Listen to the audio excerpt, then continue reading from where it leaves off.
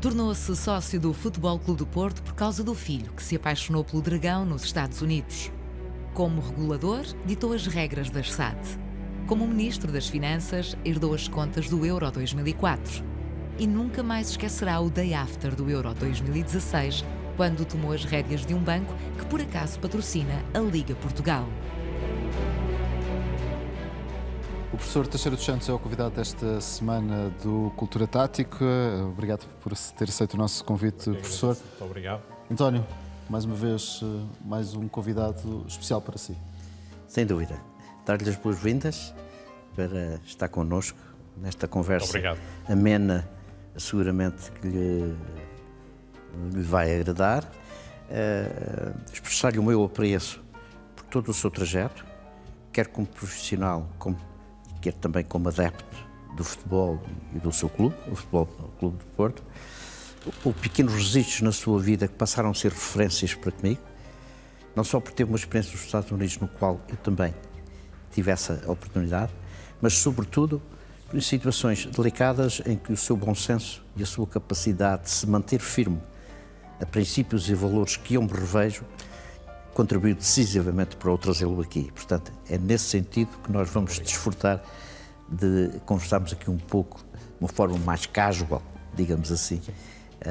E obrigado pela atenção. Se me permite, eu agradeço o convite, estou aqui com muito gosto e agradeço as palavras amáveis que dirigiu, mas eu também gostaria de manifestar o meu grande apreço em poder estar aqui consigo, que lembro-me quando era ainda muito jovem e lembro-me de estar num período que na altura era marcante, eu estava para os meus exames do 5º ano, portanto eu tinha 14 anos de idade na altura, ao mesmo tempo que se estava a passar algo de importante com a nossa seleção portuguesa em 1966.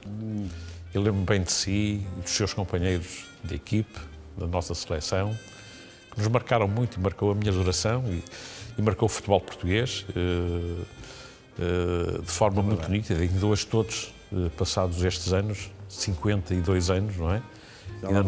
Já lá vão. E nos lembramos disso. Fala-se muito dessa seleção de 66 pelo António, pelo Eusébio, pelo Coluna. Mas não é só desse momento da seleção. Todo o percurso que fez, uma grande referência do Benfica e de outros jogadores que recordo, o Coluna, o Torres, etc. Ao par também, ao passo que também tínhamos no Futebol Clube do Porto, grandes referências.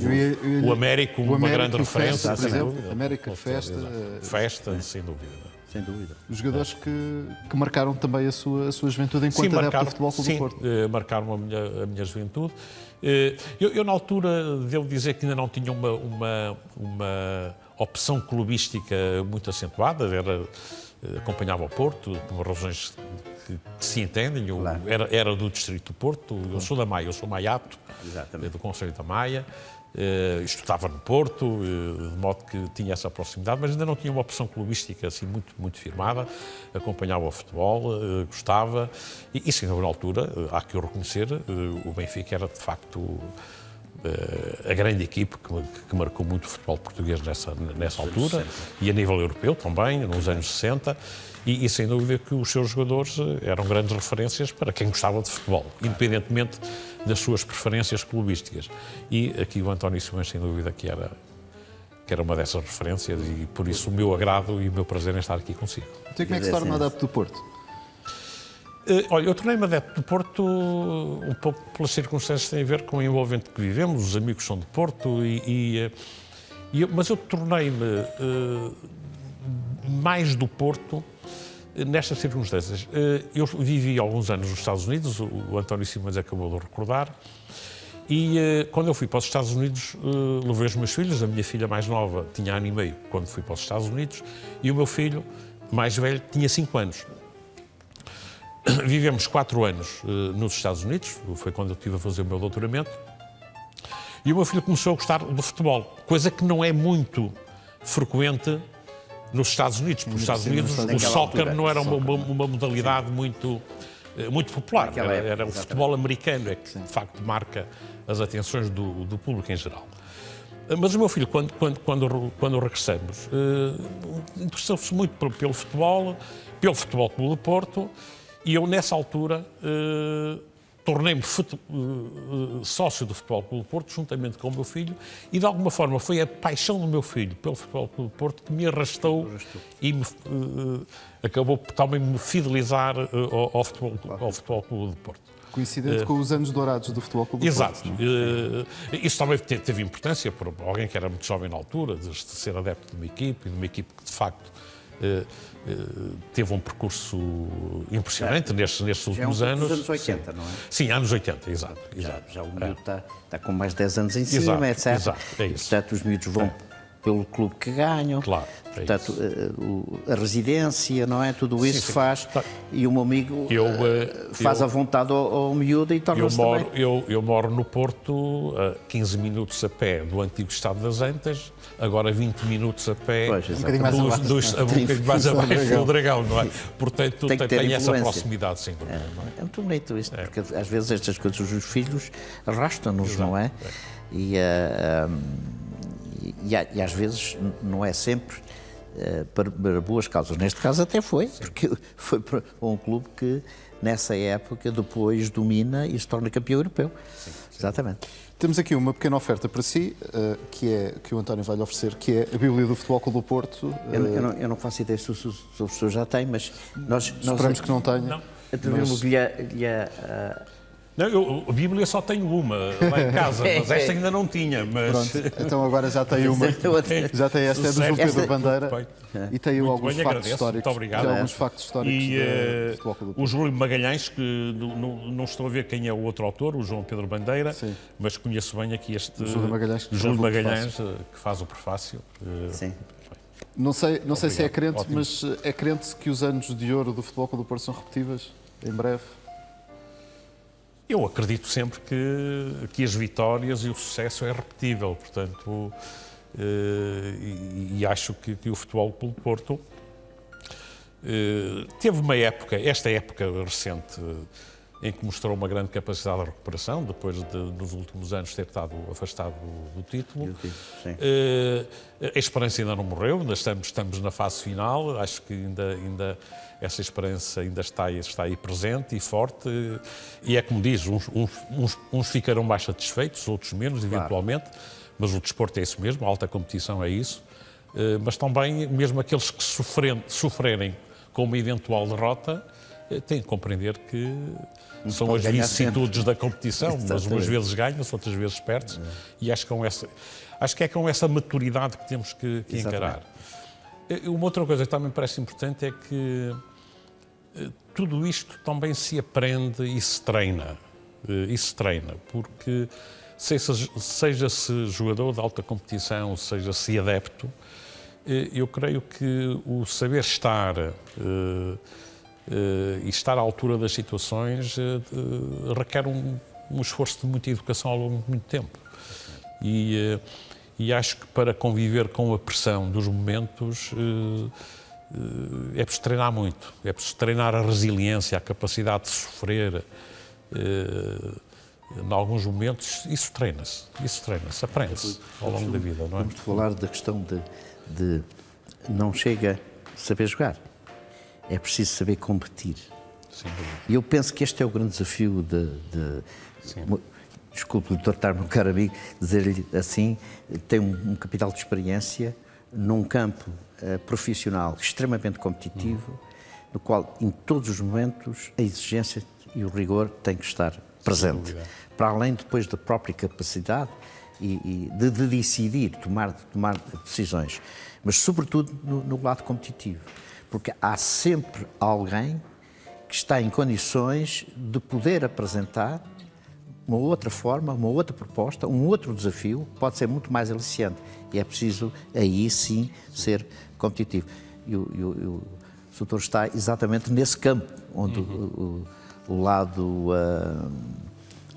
das finanças e o lado financeiro, digamos assim, tem essa Mas é verdade, é curioso, estou aqui a encontrar, direi, um certo paralelismo em áreas completamente diferentes, mas onde de facto tem semelhanças neste aspecto. Quer dizer, nós muitas vezes somos confrontados em momentos de alta tensão, com enorme pressão sobre nós, em que é preciso tomar uma decisão. Exatamente. E é preciso tomar a decisão num contexto de pressão. E muitas vezes, ao tomar essa decisão, nós não estamos ainda cientes de toda a envolvente. Não temos a informação toda, temos informação limitada. É quase como um jogador que está no campo e que tem a bola pela sua frente, o caminho a seguir, mas também não tem a percepção de tudo. Depois há uns que fazem um pontapé de bicicleta, exato. não é? Exato, mas tem um momento em que tem que seguir e não pode demorar, porque perde o timing. Perde o timing. E em muitas situações na vida nós somos confrontados com isso. Quer dizer, é preciso decidir, não podemos esperar mais tempo para avaliar todas as circunstâncias, mas a decisão impõe-se e é necessária a decisão. E sem dúvida, aí é que eu acho que a experiência conta muito. Sim. A experiência conta muito. E o bom senso. Que é uma coisa que essa tem combinação. faltado, que é uma coisa que tem faltado muito no futebol, especialmente no futebol português ultimamente. Eu acho que não. Eu acho que aquilo que devo dizer que me incomoda um pouco no ambiente que se vive em torno do futebol é a grande dose de emoção que se coloca. E eu percebo e compreendo que este é um domínio onde nem sempre a razão se sobrepõe. É um domínio da emoção, porque a nossa adesão a um clube é uma adesão emocional, não é? E eu compreendo essa dose de emoção. Agora, custa-me ver que se explora esta natureza emocional da relação que o adepto tem com o seu clube para fins mais mediáticos. E eu creio que nós vivemos num mundo de mediatização que alavanca muito este caráter emocional, levando a exageros, que eu acho que não são salutares. Quase que diria que atrapalha o bom senso. Que atrapalha o bom senso. Porque às vezes eu acho que há um momento onde eu sinto a emoção sobrepõe-se, é a alegria, é a tristeza, é a mágoa. Nós precisamos disso também na nossa essência, na nossa vivência. Mas durante 90 minutos, não é? Durante 90 minutos, ou até um bocadinho depois do jogo. Mas depois acho que temos que refletir. A razão tem que, de alguma forma, se sobrepor a isto e temos de tentar perceber porque é que as coisas correram mal ou porque não correram. Que aqui e acolá se calhar tivemos sorte, noutras vezes tivemos azar, que outras vezes houve um erro, alguém errou, ou na jogada que fez, ou na arbitragem que fez, mas acho que temos que pensar que isto faz parte. Sim. Faz parte eu costumo aqui dizer às vezes, neste contexto que estamos aqui a conversar, que é a questão da falta da cultura desportiva. Sim. E esta é que é a questão de raiz. Porque realmente nós temos direito à emoção e direito à paixão, que isto é uma paixão que nós temos, não é? Portanto, e extravasa e depois dizemos algumas coisas não muito bem enquadradas naquilo que devia ser assente na tal cultura desportiva. Sim. Uma vez que ela está ausente, há a tendência para ir para além do que é necessário. E eu acho que é muito importante pensar nisto e investir nesta gente jovem uma cultura desportiva. Meu caro amigo, viver num país onde a cultura desportiva está presente em todos os aspectos, independentemente do interesse do negócio, da indústria, que por ali existe com regras. Não é? Portanto, é uma pena que às vezes a gente, tendo esta paixão, tendo esta emoção, tendo até vocação, e depois parece que estragamos um bocado isto, não é? E é uma pena. E depois outra coisa que eu acho importante hoje em dia é reconhecer também o grande profissionalismo dos nossos atletas, não é? Sim, sem dúvida. Eu acho que o António Simões é de uma geração onde se calhar era muito amor à camisola, muito voluntarismo, ainda um caráter ainda muito amador, ainda um bocado diferente. Nós hoje temos um estilo de competição que isto é tudo mais organizado, mais planeado, há mais estratégia, com visão a médio e longo prazo, e mesmo naquilo que é a preparação dos atletas, acho que é um nível de exigência que a alta competição acaba por impor. É por isso. Mas eu acho que isto dá um exemplo muito importante aos jovens, e eu gostaria de realçar isso. É que muitas vezes e os jovens são inebriados pelo sucesso e o mediatismo e até a vida, e alguns sinais exteriores da vida dos grandes atletas, não é? Que são o topo só da pirâmide. Que são o topo da pirâmide, não é? Que são o topo da pirâmide. Mas convém não esquecer que são pessoas que estão naquele lugar que sofreram certamente, fizeram imensos sacrifícios, que trabalham arduamente, que resistem a muita adversidade, não é? E eu acho que o exemplo que esses atletas dão de que o sucesso não é uma coisa que caia, não é um golpe de sorte. Às vezes, é evidente, as oportunidades surgem e há que estar preparado para saber aproveitar, não é? Porque não basta ter oportunidades para ter sucesso, é preciso ter condições para aproveitar essas oportunidades. Isso requer muito trabalho, muito esforço, muito sacrifício. E acho que os nossos atletas e os grandes atletas, estou a pensar em particular num, que é para nós muito querido, o Cristiano Ronaldo, é um exemplo de que o sucesso, não se consegue o sucesso sem trabalho, sem esforço, sem muita abnegação, não é? E é por isso que vale a pena ainda investir no futebol português, como presidente do executivo do Banco Eurobic, é um dos patrocinadores da Liga, é por isso que... Sim, sem dúvida. Acho que... Vale a pena? Eu acho que vale a pena. Aqui, sem dúvida, porque há um intuito, eu diria, comercial. O apoio que o Banco está a dar à Liga não é um apoio desinteressado, como é evidente. É uma modalidade, como sabemos, que o futebol, eu diria, de largo espectro populacional, a generalidade da população aprecia, gosta e acompanha, e esta, sem dúvida, que é uma forma também de ganhar visibilidade da marca perante o grande público com o patrocínio da Liga, sem dúvida.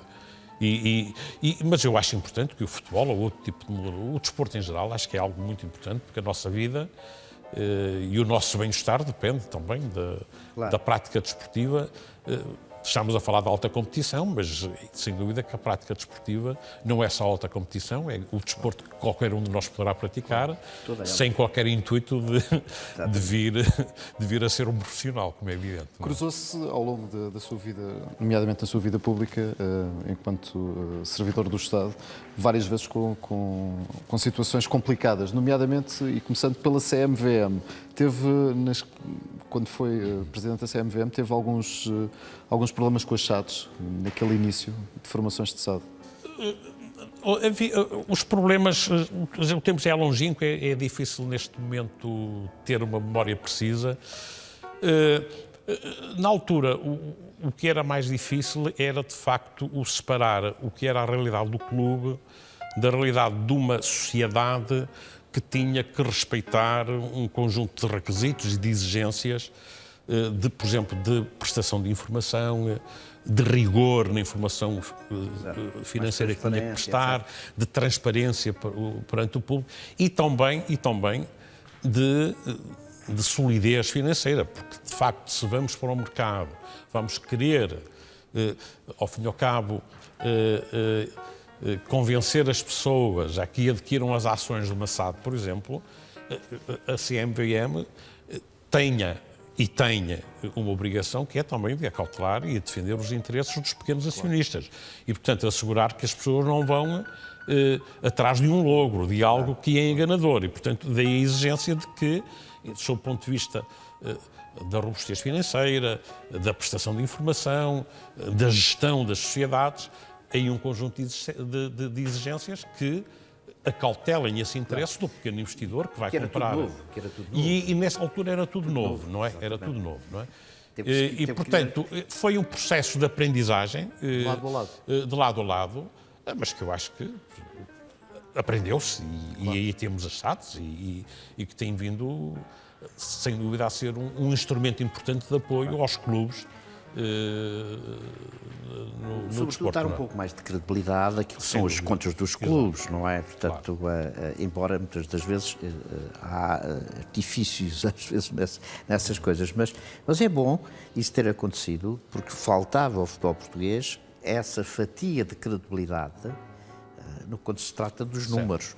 Foi muito, muito importante. Para além disso, transformou o futebol também mais profissional. Exatamente, porque foi necessário trazer recursos humanos nessa área que os clubes não estavam preenchidos.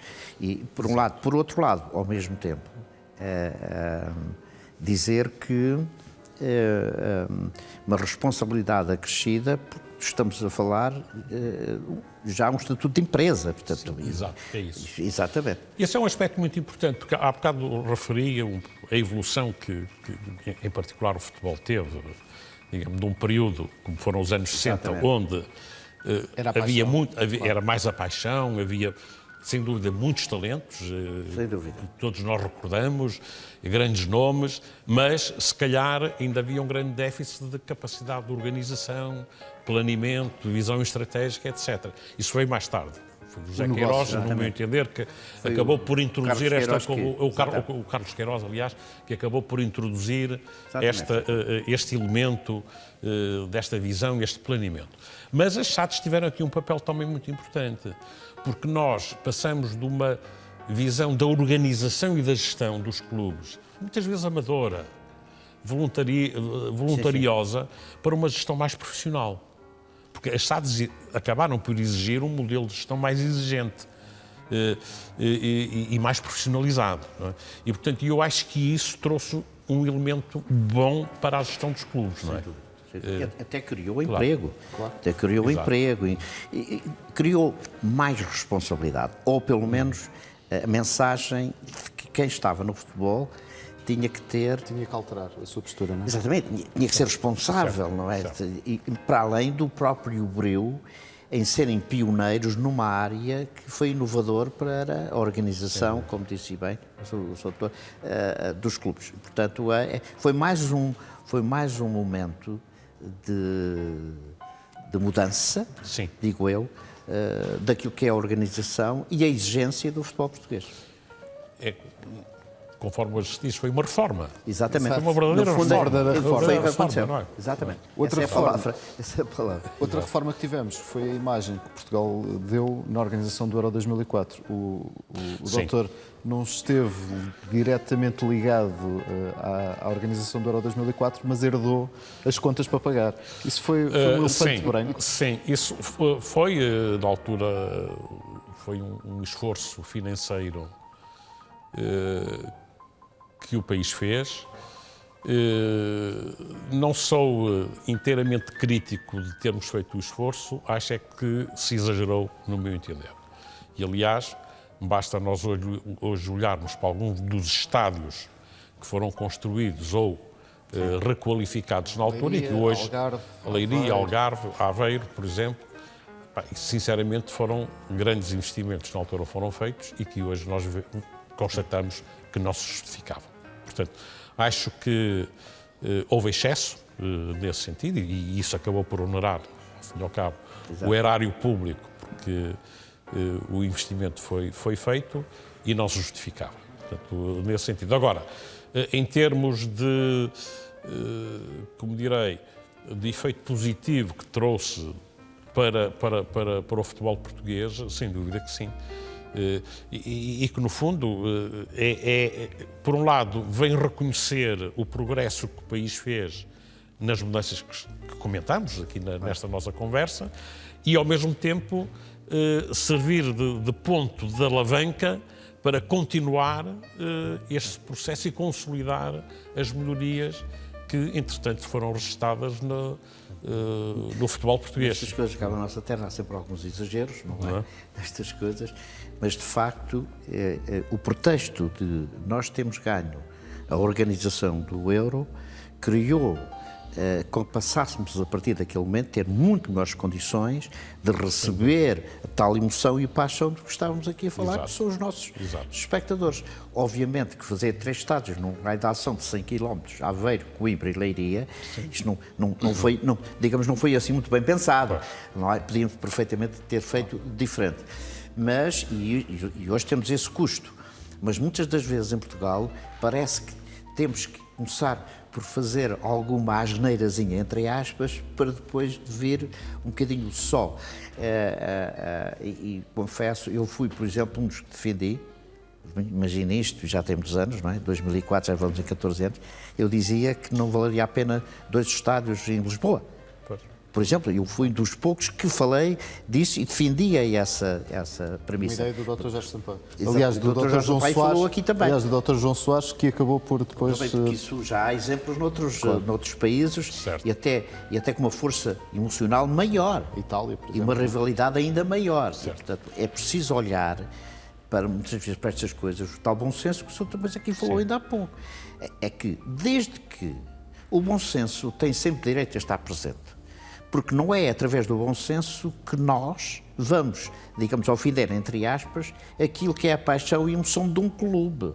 De maneira nenhuma. Só tem a virtude de poder ajudar a que essa paixão, não controlada, mas que pelo menos evita que seja descontrolada. Sim. E foi um pouco isso que aconteceu. Mas estão aí, os estádios estão, alguns deles fantásticos.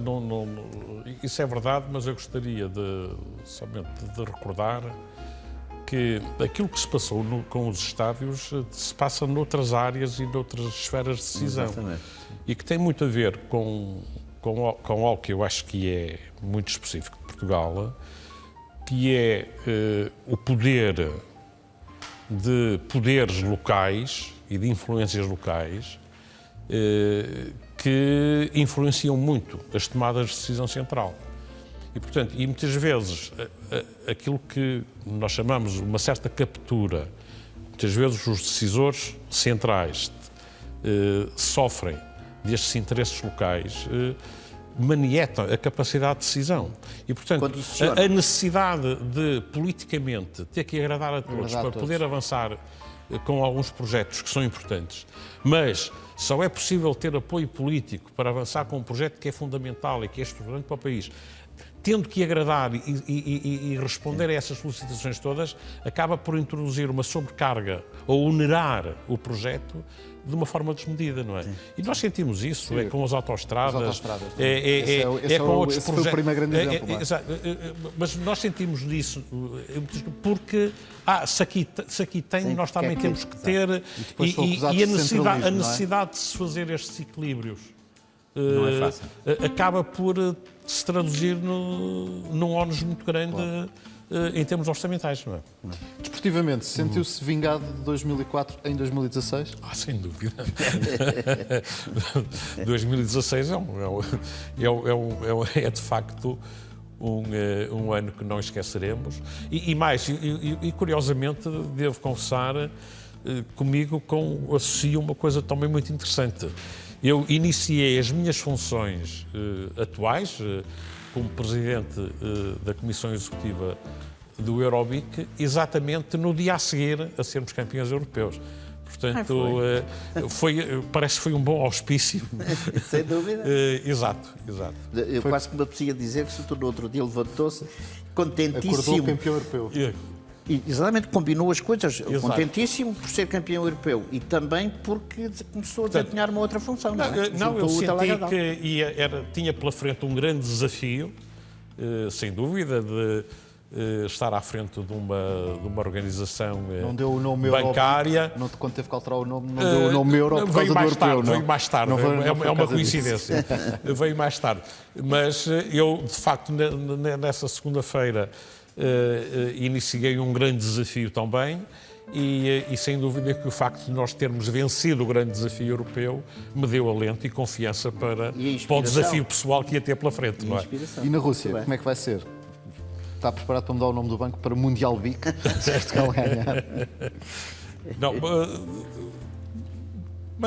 mantemos aqui nesta dimensão europeia, que já acho que já é uma ambição suficiente, já é boa.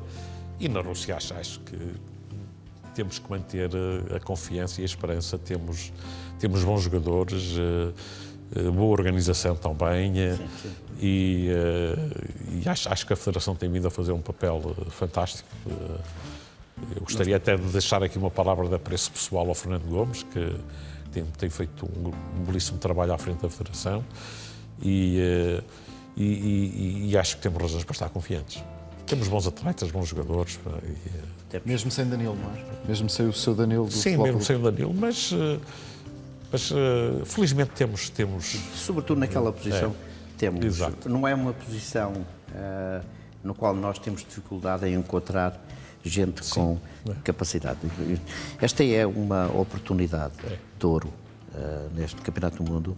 Nós podemos confirmar aquilo que o meu amigo acaba de dizer, que é reflete uma vocação, um jeitão para jogar e também reflexo do que é a federação, o que é o seu presidente, o que é a sua organização e o que é também esta capacidade destemida de nos confrontarmos, seja com quem for, que é necessário para o país, é necessário para nós. Isto é um aspecto cultural. Nós não podemos, de um momento para o outro, embandeirarmos em arco porque somos campeões e a partir daí somos os melhores, como depois, com circunstâncias às vezes adversas, que não nos empurram para o insucesso, já não precisamos para nada. Nós precisamos de criar aqui um equilíbrio. Isso é muito e criar, exatamente, e criar condições que não ter medo de ganhar outra vez. O ganhar cultiva-se, o ganhar cada vez mais e transmite aos mais jovens tudo isto é possível numa figura chamada Cristiano Ronaldo. É preciso não ter receio de cair na tentação de que podemos ser encarados como gente que não somos capazes de gostar daquilo que é nosso. Nós temos que avançar cada vez mais para isso, porque nós temos admiração no mundo inteiro. Este povo pequenino que aqui anda neste espaço, somos capazes de fazer coisas fantásticas. E o futebol tem isso, portanto, acho que o Campeonato do Mundo deve ser, na minha opinião, uma boa oportunidade de confirmar aquilo que conseguimos fazer no europeu. Nós temos sempre... Deixa-me só referir a questão, a falta do Danilo, tenho muita pena, gostaria... Claro, lógico. Agora, gostaria também de salientar que, às vezes, estas vicissitudes que temos geram oportunidades a que outros valores possam surgir. E basta também recuar ao que foi o último europeu e lembrar que, neste último europeu, há jogadores que apareceram e que revelaram a sua grande capacidade e competência, porque tiveram aí uma oportunidade, não é? Claro, e se calhar, antes do início da competição, nós não imaginaríamos. Claro, não houve Coentrão, houve Rafael Guerreiro, houve assim uma série de oportunidades. Nós temos sempre um desafio que lançamos aqui ao António, que é colocar em campo os nossos convidados, se fossem jogadores de futebol. António, onde é que colocaria aqui o professor? Aproveitaria exatamente este pequeno debate final que tivemos na posição 6. Eu plenamente convencido que se este Campeonato do Mundo fosse na área das finanças, o meu querido amigo, o pivôzinho à frente dos dois centrais, na distribuição do bom senso, na capacidade de trabalho, e punham ali. Não se importa de jogar naquela posição, porque seria o primeiro elemento daquilo que seria a possibilidade de nós fazermos golos. Posição número 6, ou seja, um Danilo Branco na nossa seleção. Muito bem. Calha bem essa posição? Calha-me bem, sim. É que está sempre em jogo. Exato, é verdade. Sempre isso, em jogo. É verdade. Eu estou a olhar para o amigo, eu estou a vê-lo com energia e sempre em atividade. Sim. Eu não estou a ver o meu amigo a reformar-se daqui a 1 ano ou 2 ou 3. Eu estou a vê-lo a trabalhar mais anos. Exato. Não eu, felizmente, também quero ver assim, não é? Portanto, é mais nesse desenvolvo que eu vejo, nessa dinâmica de jogo que eu vejo o Soutor a jogar na posição número 6. É verdade. Professor Teixeira dos Santos, muito obrigado pela sua Foi um presença. gosto, muito obrigado. Muito obrigado. António, temos convites para mais ilustres convidados? Sim, temos creio que talvez uma senhora, a próxima convidada. Mais uma. E mais uma vez aproveitar e agradecer-lhe a gentileza que teve em estar aqui connosco. Foi um gosto. Muito obrigado. Muito obrigado. Muito obrigado, António. Temos então um encontro marcado daqui a 15 dias com mais um Cultura Tática e com mais convidados do António Simões. Até lá, já sabe. Fique bem, fique com o Sport TV.